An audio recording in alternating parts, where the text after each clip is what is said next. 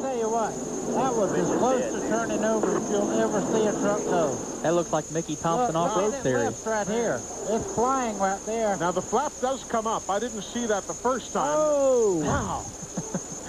Right across the course to the outside and across the grass, and we've got a shot of Teague now backing across, and you pick up speed sometimes on the grass. You hit the edge of that wall, you know. Yeah. That's Curtis Davis in the zero, about flipped. Joe getting on oil from the blown engine. We speculate the car going out of control, not driver error. He goes up to the high side, smacks the outside retaining wall, almost getting upside down. Very reminiscent of what happened at Daytona earlier this year. Hey, you watch this black car right in, see him right in there. He got up on the wall, and we bounced off. He got into 47. Man, that thing almost went over. And he goes back and hits it hard again. Now this is where it really gets exciting. Here comes some other guys. They say, okay, he's going down. Go high, go high. Spotter saying, go high, go high. Whoop, go low. Now watch the 12th. Watch the black car at the bottom of your screen coming up here. Gets into Harry Gant. Moves over on Todd Bodine. Watch the right side of your screen. There's Bodine. And he just becomes a launch ramp for Chuck Bound. What a wild ride, and Bound climbs out unscathed. Some slight, Oh, I see Don back got bumped by Kyle Petty. Just barely got bumped by Kyle Petty. Look at it, get up on the left nose of the car. It comes back down, wants to flip over, but it don't. It stays down. One thing that helped it from not flipping over, he got to going in the forward position again, and the air helped to keep it on the ground. And then behind him, Swaim tried to sneak to the wall. Boy, that would have been the second week in a row that 18 car turned somebody over. Here's a different angle looking down toward turn 4, and watch Markham's car get the 3-car launched in the air almost over Todd Bodine and over the pit wall. And that will mean that Jimmy Johnson will have to trot out a backup car and start at the back of the 500 with a lot of these drivers here. Whoa, Rusty! Another wild backstretch ride at Daytona for Rusty Wallace. You're going very fast there. The banking goes away, and the trucks are light there. The back end is light. He makes a move because he sees his teammate a little bit sideways.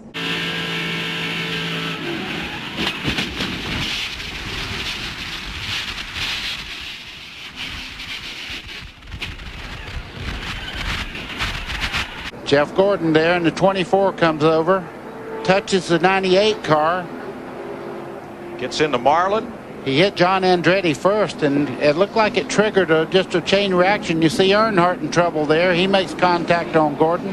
Here's Trickle. There's Trickle going backwards. You see the roof flaps employ. There's Jarrett way down in the grass in 88, and up in the air, Jeremy Mayfield. Car number 37. And there's Jimmy Spencer. And there's Marlin. There was a car hooked onto Marlin's hood. He hit the wall and comes down off of the wall to the inside of the track. You can see Harry Gant in the green car that went by just clipping the grass, and then Ruttman goes back up into the wall, hits it hard, almost gets over on the side, comes back down on 4 wheels, and slides down to the inside of the racetrack where it came to a stop.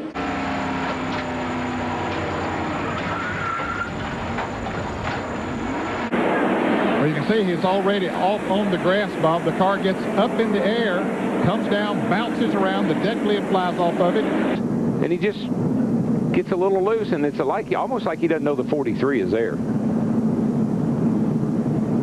It's got to be. He just didn't know the 43 was there. And here comes Jeff Gordon. Watch him. He'll be late on the incident, but Nemechek runs over a bunch of stuff. Oh, hard hit.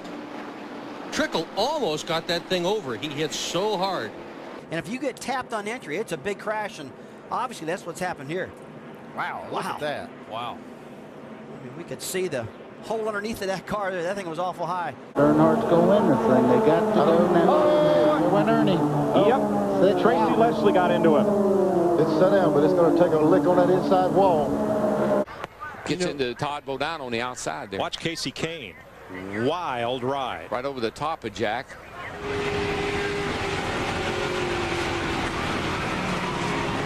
Ernie runs up and just touches the 12 car in the back enough to send him spinning. Hunt almost saves it, but then he goes back across the racetrack, and look at Richard go over the nose of that 5 car. Here comes Earnhardt. He hits the 5. From another angle, take a look. Whoa.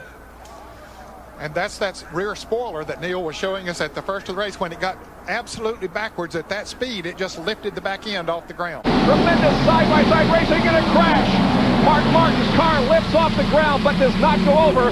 But this crash is going to involve several cars. Here he comes. You saw the roof flaps. The roof flaps come up, and that set him back down, and that's exactly what the roof flap's supposed to do. There you see him deploy it again. Man, that car was almost over on its top right there. It hit that wall a ton. Rusty Wallace, his teammate, the two cars involved. As they come through. Oh, we see the Kurt Busch get turned around when Bobby Hamilton backed off. Joe Ruttman ran in the back of him. Now watch this. These trucks almost get by, but Randy Renfro just gets clipped. No contact yet. He gets loose right there. Yeah, he was getting loose. He got loose before Stephen Wallace got into the back bumper. Watch the right side of that Chevy come up, and the roof flaps open up, and the car settles back down. Now here comes Carl back on the low side. Oh, Carl slips a little. Come on, he's sideways. Oh, now it gets into Joey. Joey's into the ball, and the car's upside down. On his side is Clint. Yellow's out, yellow is out, yellow is out. Wallace gets into it. The 14 of Bliss gets into it.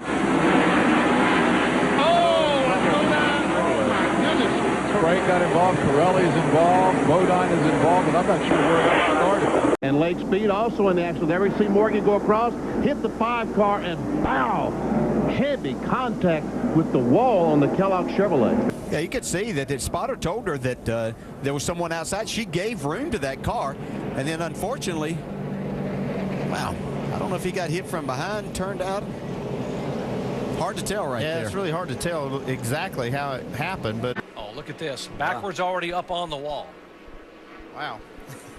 I bet he's glad that's a safer barrier instead of concrete. Almost tipped over there. Yeah, this is going into these corners again. You're running over 150 miles an hour, so the impact and for some reason with this banking, as we've changed that over the years here, we've seen as cars hit these walls a lot of times that they will get up in the. He ends up collecting Johnny Sauter.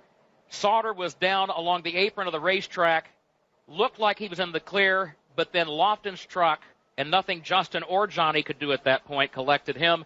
But this will show it a lot better right here. You're going to see Biffle in the 60 up against the wall. Andy Kirby backs off. Scott Riggs in the yellow 10 gets into the back of him, catapults him into the outside wall. Man, he hit that thing hard twice. Here's what happened.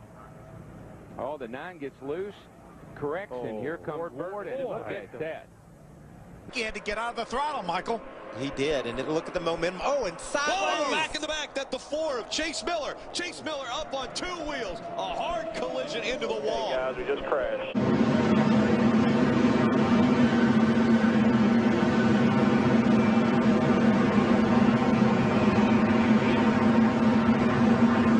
Tell you exactly what happened. Yeah, he's loose.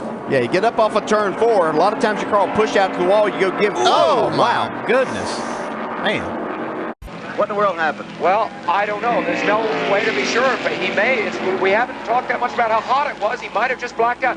Look at that. He hits first, I guess, a guardrail there, and then an earth and back. Look at that earth being thrown over, possibly onto some spectators there.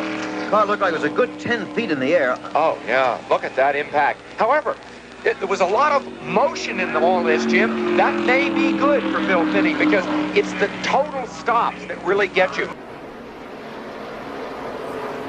Right there, scrapes the wall and comes right back down. Those roof flaps.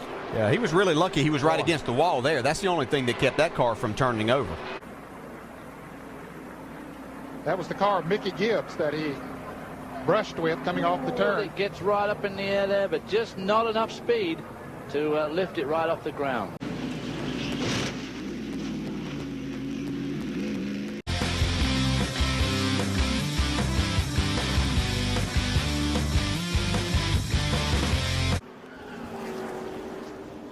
Boy, I tell you, that just blindsided Max Pappas.